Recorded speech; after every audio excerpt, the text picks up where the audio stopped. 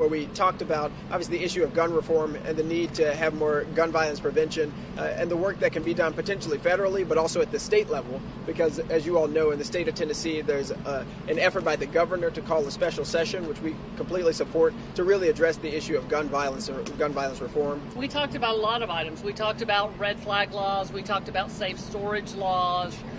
We talked about assault weapons and what that would look like.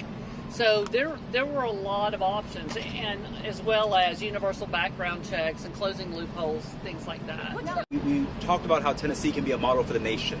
We came as Tennessee lawmakers, but we didn't just come as legislators. We came as voices of moral dissent as to what happened in our state.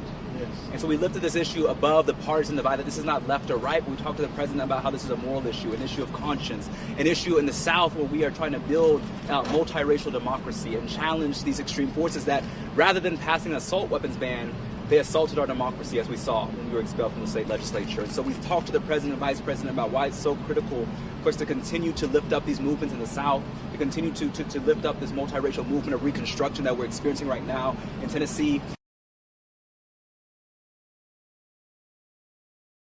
Thanks for watching our YouTube channel. Follow today's top stories and breaking news by downloading the NBC News app.